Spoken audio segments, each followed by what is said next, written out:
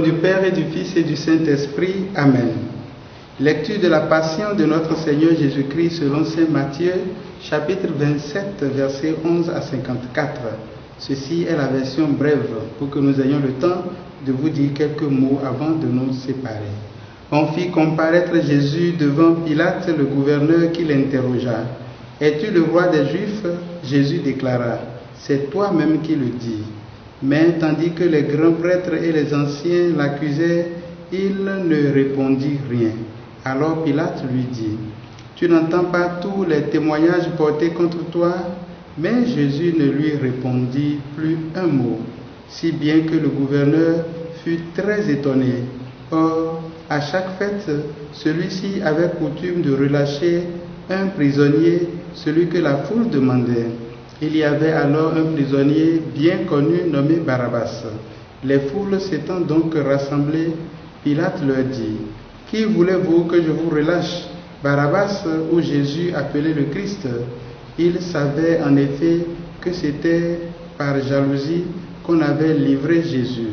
Tandis qu'il siégeait au tribunal, sa femme lui fit dire, « Ne te mêle pas de l'affaire de ce juste, car aujourd'hui j'ai beaucoup souffert en songe à cause de lui. » Les grands prêtres et les anciens poussèrent les foules à réclamer Barabbas et à faire périr Jésus. Le gouverneur reprit, « Lequel des deux voulez-vous que je vous relâche ?» Ils répondirent, « Barabbas. » Pilate leur dit, « Que ferai-je donc de Jésus appelé le Christ ?» Ils répondirent tous, « Qu'il soit crucifié. » Pilate demanda, « Quel mal a-t-il donc fait ?» Ils crièrent encore plus fort, « Qu'il soit crucifié. » Pilate, voyant que ses efforts ne servaient à rien, sinon à augmenter le tumulte, prit de l'eau et se lava les mains devant la foule en disant, « Je suis innocent du sang de cet homme, cela vous regarde. » Tout le peuple répondit, « Son sang, qu'il soit sur nous et sur nos enfants. » Alors il leur relâcha Barabbas. Quant à Jésus, il le fit flageoler et il le livra pour qu'il soit crucifié.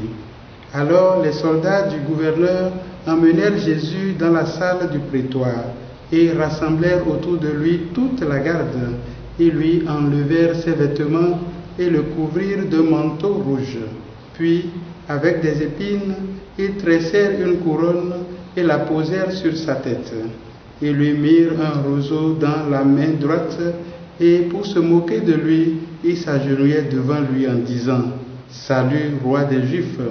Et après avoir craché sur lui, ils prirent le roseau et ils le frappaient à la tête. Quand ils se furent bien moqués de lui, ils lui enlevèrent le manteau, lui revirent ses vêtements et l'emmenèrent pour le crucifier. En sortant, ils trouvèrent un homme nommé Simon, originaire de Cyrène, et ils le réquisitionnèrent pour porter la croix de Jésus. Arrivé à un lieu de Golgotha, c'est-à-dire lieu du crâne ou calvaire, ils donnèrent à boire à Jésus du vin mêlé de fiel. Il en goûta, mais il ne voulut pas boire.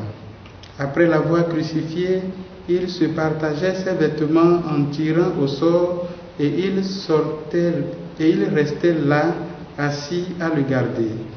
Au-dessus de sa tête, il plaçait une inscription indiquant le motif de sa condamnation. Celui-ci est Jésus, le roi des Juifs. Alors on crucifia avec lui deux bandits, l'un à droite et l'autre à gauche. Les passants l'injurièrent en hochant la tête. Ils disaient, « Toi qui détruis le sanctuaire et le rebâtis en 3 jours, sauve-toi toi-même, et si tu es le Fils de Dieu, et descends de la croix. » De même, les grands prêtres se moquaient de lui avec les scribes et les anciens en disant, « Il en a sauvé d'autres, et il ne peut pas se sauver lui-même. Il est roi d'Israël, qu'il descende maintenant de la croix, et nous croirons en lui. » Il a mis sa confiance en Dieu, que Dieu le délivre maintenant, s'il l'aime, car il a dit, « Je suis fils de Dieu. » Les bandits crucifiés avec lui l'insultèrent de la même manière. À partir de la 6e heure, c'est-à-dire midi, L'obscurité se fit sur toute la terre jusqu'à la 9e heure. Vers la 9e heure, Jésus cria d'une voix forte, « Élie, Élie, lama sabachthani », ce qui veut dire « Mon Dieu, pourquoi m'as-tu abandonné ?» L'ayant entendu, quelques-uns de ceux qui étaient là disaient, « Le voilà qui appelle le prophète Élie. » Aussitôt, l'un d'eux courut prendre une éponge qu'il trempa dans une boisson vinaigrée. Il la mit au bout d'un roseau et il lui donnait à boire. Les autres disaient, « Attends, nous verrons bien si Élie vient le sauver. » Mais Jésus, poussant de nouveau un grand cri, rendit l'esprit. Et voici que le rideau du sanctuaire se déchira en deux, depuis le haut jusqu'en bas. La terre trembla et les rochers se fendirent. Les tombeaux s'ouvrirent, les corps de nombreux saints qui étaient morts ressuscitèrent et, sortant des tombeaux après la résurrection de Jésus, ils entrèrent dans la ville sainte et se montrèrent à un grand nombre de gens.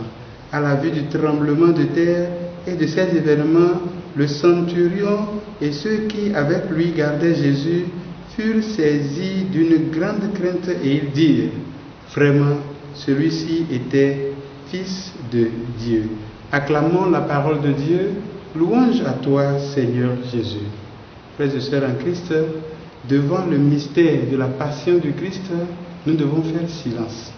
Silence dans notre vie, silence dans notre cœur, silence autour de nous, pour laisser la parole de Dieu résonner en nous, pour contempler le mystère de Dieu qui se donne et qui sauve, le mystère qui se défait, de Dieu qui se défait de son Fils, qui à son tour se donne sur la croix et dont le sang sauve chacun de nous. Que le sang de Jésus qui coule sur la croix sauve chacun de nous et nous lave de nos péchés. Eh bien, le texte finit de manière très belle. Voilà, les gens maintenant, ils ont cru en disant vraiment, celui-ci est le Fils de Dieu. Que notre conclusion soit pareille. Celui-ci est le Fils de Dieu. En lui, nous avons foi. À lui, nous donnons notre vie, maintenant et pour les siècles des siècles. Amen.